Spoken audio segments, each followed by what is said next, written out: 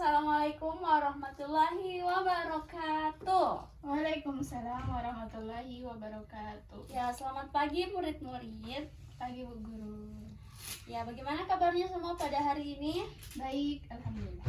Alhamdulillah. Ya, sebelum memulai pembelajaran kita pada hari ini, alangkah baiknya kalau kita baca doa belajar terlebih dahulu ya. Ya, silakan Nak Selvi pimpin doanya. Baik Bu Guru. Ya, sebelum kita belajar, mari kita membaca doa sesuai keyakinan masing-masing. Doa dimulai. Selesai. Alhamdulillah. Ya, jadi sebelum belajar kita harus berdoa terlebih dahulu ya, supaya apa yang kita pelajari hari ini bisa bermanfaat dan bisa masuk ke otak dan pikiran kita. Ya, baiklah. Sebelumnya Ibu mau absen dulu ya, supaya Ibu bisa mengecek kehadirannya. Atas nama Selvi, Hadir.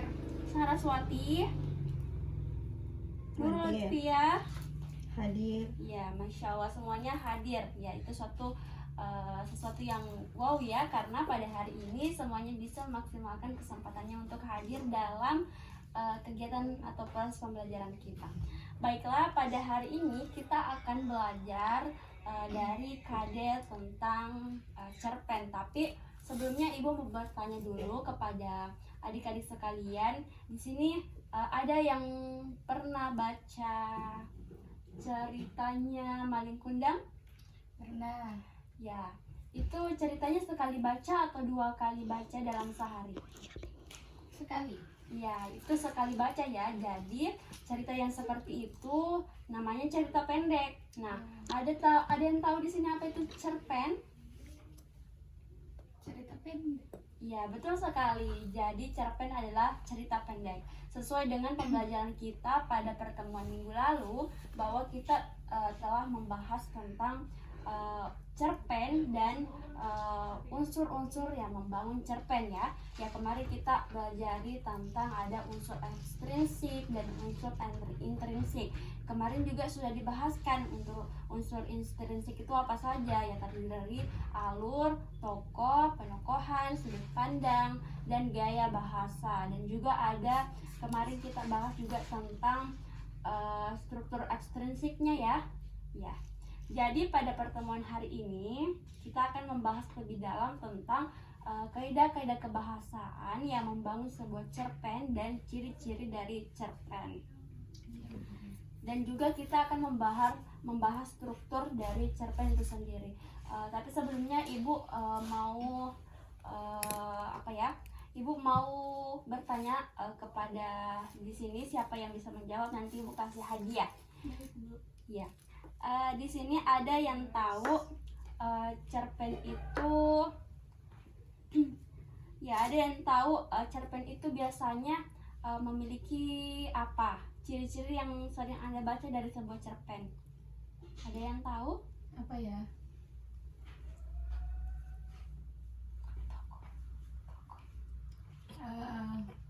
Tokoh. Ada tokoh. Ya, betul sekali apa yang dikatakan Selvi. Ya, tepuk tangan untuk Selvi.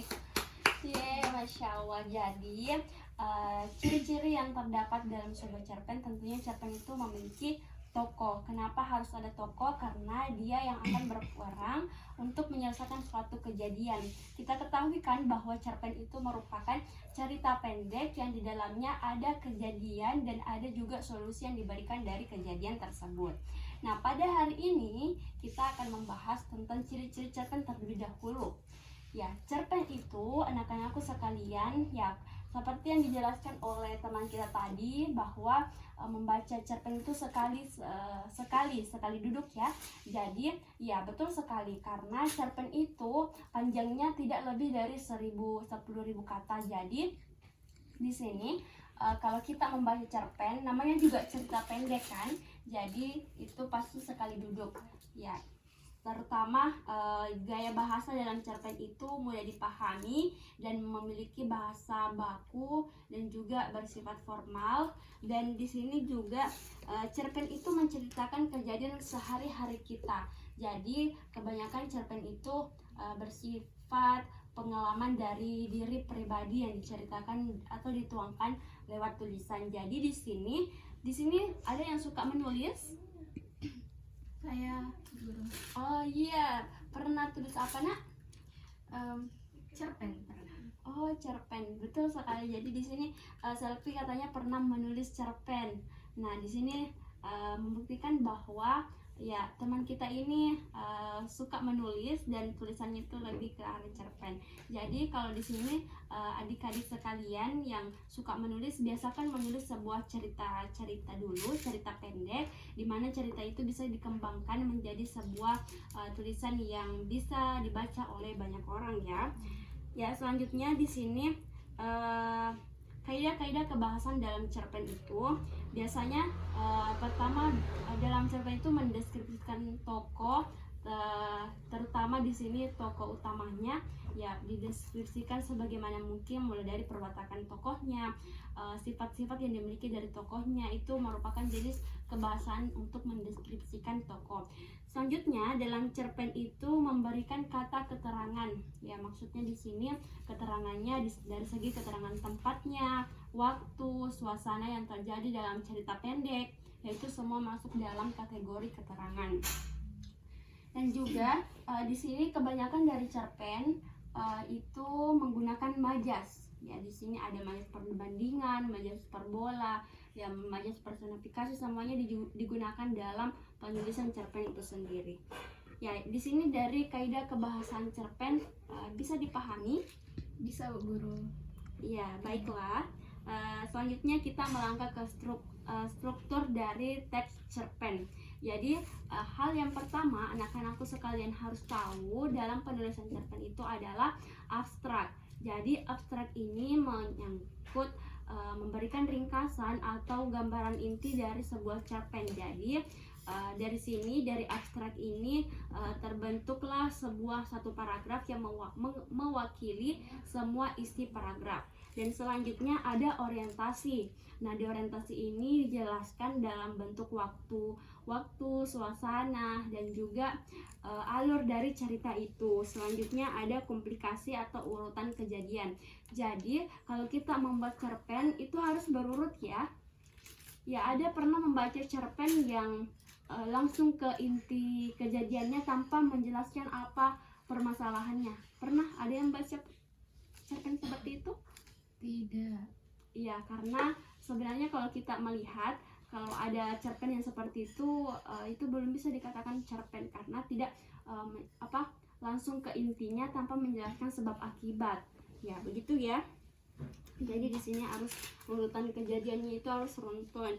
Selanjutnya evaluasi. Jadi evaluasi ini berfungsi untuk bisa menjelaskan ulang isi dari cerpen itu sampai masuk ke klimaks.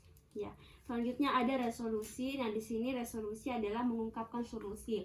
Jadi di klimaks itu akan ada puncak permasalahannya, dan di bagian resolusi itu akan diberikan solusi dari permasalahan apa yang diungkap dari cerpen tersebut. Selanjutnya ada koda, dan di sini di koda adalah pelajaran. Ya, arti dari kode itu pelajaran yang bisa dipetik. Jadi kalau misalnya kita membaca cerpen, jangan kita hanya sekadar baca saja ya, tetapi kita juga mencari isi yang bisa kita petik, yang bisa kita jadikan motivasi untuk diri kita. Misalnya nih, cerpen yang paling terkenal saat ini itu cerpen Jendela Rara. Ada yang pernah baca cerpen itu? Belum. Ya, di sini Ibu jelaskan sedikit ya. Dari cerpen Jendela Rara itu dia mengungkapkan tentang seorang anak kecil yang ingin sekali memiliki sebuah jendela, tetapi karena tidak mempunyai biaya dan untuk membuat jendelanya juga susah karena rumahnya itu berada di sekitaran tempat kumuh dan tidak tempat sampah begitu. Terus dia menginginkan sebuah jendela. Nah, di sini dia berusaha sekeras mungkin untuk mendapatkan jendela itu. Jadi dia mengamen, dia bantu orang lain. Ya, semua kegiatan dia lakukan untuk bisa mendapatkan uang. Nah, dari sini ya koda atau hal yang bisa kita petik adalah kita tidak boleh bersikap boros. Ya, karena kita mungkin orang lain lebih butuh apa yang kita inginkan, tetapi kita malah bersikap boros. Ya, itu ya salah satu contohnya. Sampai sini ada yang mau kita tanyakan anak-anak? Tidak, Bu Guru. Oke, baiklah. Jadi sudah dipahami ya penjelasan dari Ibu? Paham. Ya, baiklah. Kalau sudah dipahami penjelasan dari Ibu, Ibu akan memberikan tugas. Ya, Bu Guru. Ya, tugasnya adalah semuanya diharuskan mencari atau mencari di Google saja ya, karena di Google sudah banyak sekali cerpen yang bisa kita baca. Jadi tugasnya di rumah kita mencari satu cerpen di Google atau di internet, dan setelah kita dapat cerpennya kita baca. Setelah kita baca kita cari struktur teks dari cerpen itu. Jadi kita lihat apa abstraknya seperti apa, evaluasinya seperti apa, orientasinya seperti apa, semua itu kita cari ya dalam cerpen itu. Ya, bisa dipahami? Bisa, Bu Guru. Ya, ada pertanyaan dari tugas yang Ibu berikan? Tidak ada, Bu. Ya, baiklah. Kalau tidak ada pertanyaan, karena waktu juga sudah menunjukkan pukul 10 dan Ibu akan pindah ke kelas lain. Baiklah, pertemuan pada hari ini kita sudahi. Ibu sangat mengapresiasi semangat dari siswa-siswa sekalian yang hadir pada hari ini dan semuanya aktif dalam menjawab dan memahami apa yang Ibu sampaikan. Ya, silakan Nak Selfie pimpin doanya. Setelah itu kita istirahat. Ya, baik. Ya, sebelum kita istirahat, mari kita membaca doa. Doa dimulai. Selesai. Ya, alhamdulillah kita sudah berdoa. Jadi selepas ini silakan kita istirahat ya. Ibu pamit dulu ya. Assalamualaikum warahmatullahi wabarakatuh. Waalaikumsalam warahmatullahi wabarakatuh. Terima kasih, Bu Guru. Sama-sama.